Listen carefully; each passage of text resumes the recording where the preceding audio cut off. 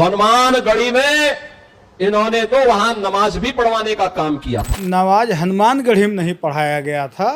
हनुमानगढ़ी के बगल महंत ज्ञानदास जी महाराज का स्थान है, जिनके आश्रम में हुआ था। आज वो योगी जी के बहुत करीबी हैं। अखिलेश जी का सराहना करे वो कम है। अखिलेश जी के नाते ये आज चोरी उजागर हुई है। नमाज पढ़ाए थे और ये लोग हनुमानगढ़ी के संत जा करके उनके एक मस्जिद है उसमें हनुमान चालीसा हुआ था। जब तक आरएसएस के लोग रहेंगे कतई नहीं ट्रस्ट सुरक्षित रहेगा, न राम जन्मभूमि ट्रस्ट। अखिलेश यादव ने इतना ही बार बात किया, इतनी सेकंड बात किया, इतना मिनट बात किया, सबको लाके आप सामने रख दीजिए, अभी हम लोग मान लेंगे। का जहाँ जहाँ सरकार है बीजेपी की वहाँ वहाँ डकैती हुई। उत्तराखंड में सारा सोना आरएसएस के लोग, आज के वो लोग जानते हैं मंदिरों में अकुश संपत्ति है। ये लोग नकली साधु बन के उस मंदिरों में घुस रहे हैं, मंदिर कब्जा कर रहे हैं। इस समय हमारी मौजूदगी है अयोध्या हनुमानगढ़ी में।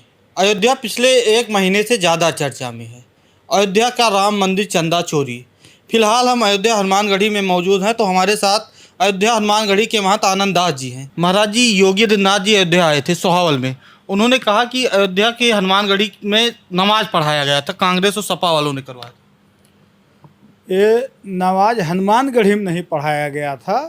हनुमानगढ़ी के बगल महंत ज्ञानदास जी महाराज का स्थान है, उनके यहाँ नमाज हुआ था उस समय। लेकिन हनुमानगढ़ी के ऊपर कभी नमाज नहीं हुआ है, न भविष्य में होगा। ऐसा कह रहे हैं योगी जी तो गलत है, हनुमानगढ़ी में नहीं हुआ था। नमाज क्यों पढ़ाया गया था ऐसा?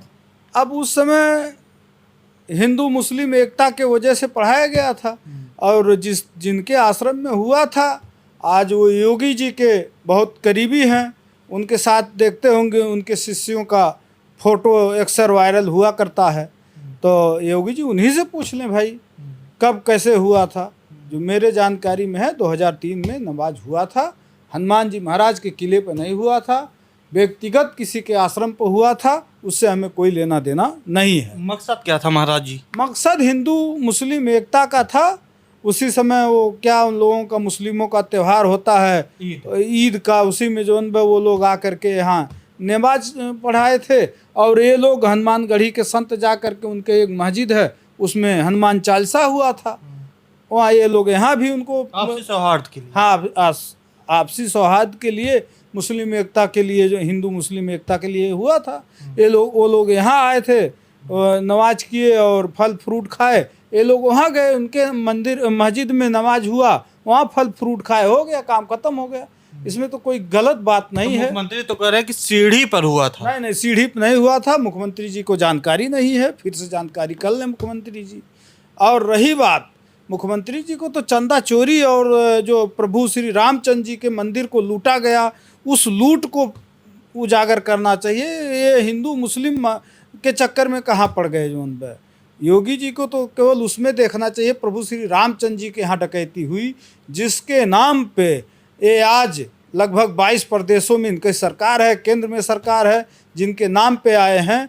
उन प्रभु श्री रामचंद्र जी के मंदिर में डकैती हुई, उनके डाका डालने वालों को इनको पकड़ के जेल में डालना चाहिए।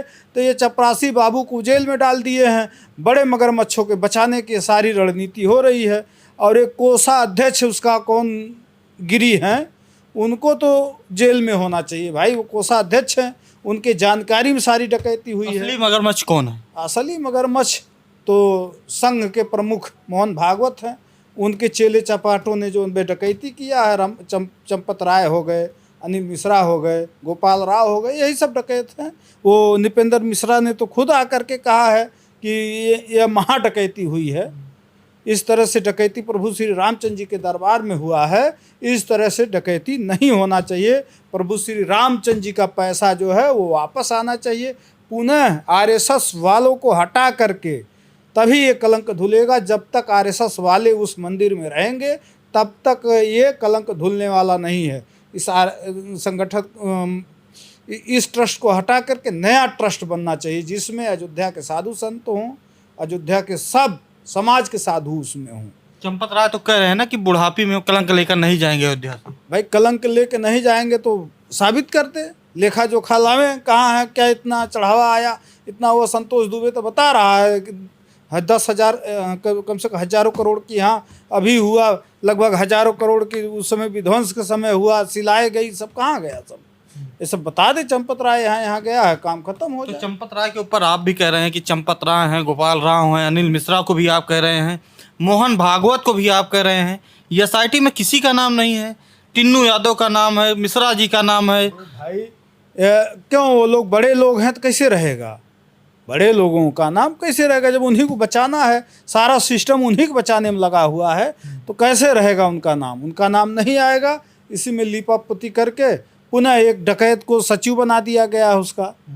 वो भ्रष्ट IAS था जो जिसको बनाए हैं, वो उसके ऊपर गमन का मामला है, पता कर लीजिए आप लोग, उसके ऊपर गमन का मामला है, कम से कम 2-4-10 करोड़ का उसके ऊपर गमन तो का अभी मामला। भी आप अयोध्या के संत हैं, आप मानते हैं कि सुरक्षित हाथ में अभी भी ट्रस्ट नहीं नहीं, जब तक RSS के लोग रहेंगे कतई नहीं ट्रस्ट सुरक्षित रहेगा, न राम जन्मभूमि ट्रस्ट सुरक्षित रहेगी, न वहाँ चढ़ावा सुरक्षित रहेगा, खत्म हो जाएगा। इस कलंक को आने वाले सदियों तक कोई नहीं मिटा पाएगा यदि RSS के लोग वहाँ रहे। ऐसा कलंक RSS के लोग अयोध्या के माथे पर लगा दिए हैं जिसको मिटाना असंभव है। आप कह रहे हैं RSS वाले, चंपत राय को राम भक्त बताया जाता, पूरा जीवन अपना भगवान राम के लिए समर्पित कर दिए। नहीं, ऐसे पाखंडियों को कोई मतलब नहीं है। देखिए इनका जहाँ जहाँ सरकार है बीजेपी की, वहाँ वहाँ डकैती हुई। उत्तराखंड में सारा सोना लूट लिया गया। शंकराचार्य अधमुक्तेश्वरानंद जी ने बताया कि वहाँ के 50 टन सोना लूट लिए, और एक जगह कहीं चोरी हुई है, वहाँ का लूट लिए। इनकी जहाँ जहाँ सरकार है, RSS के लोग, आज के वो लोग जानते हैं मठ मंदिरों में अकुश संपत्ति है, ये लोग नकली साधु बन के उस मंदिरों में घुस रहे हैं, मंदिर कब्जा कर रहे हैं, इस तरह से ये लोग डकैती डाल रहे हैं। अरे उनको यदि ट्रस्ट बनाना है तो अयोध्या हनुमानगढ़ी से सीखें।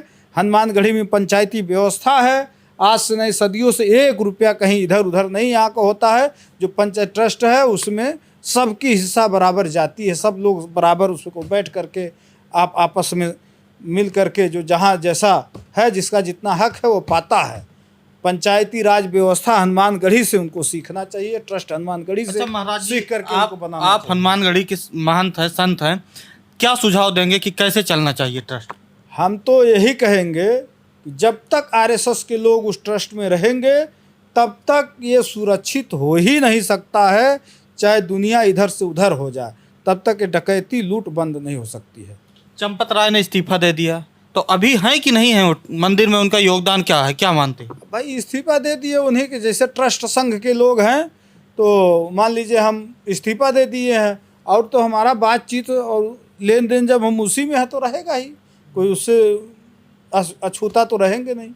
इसलिए मुझे ये सब, और 22 तारीख के फिर पुनः मीटिंग होने वाला है, सब लालीपाप है, कोई मतलब नहीं है, छलावा है, केवल जनता को गुमराह करना है और कुछ है नहीं। ये सब जो उन पे जनता को गुमराह किया जा रहा है, और इसमें तो हम लोग जितना अखिलेश जी का सराहना करें वो कम है।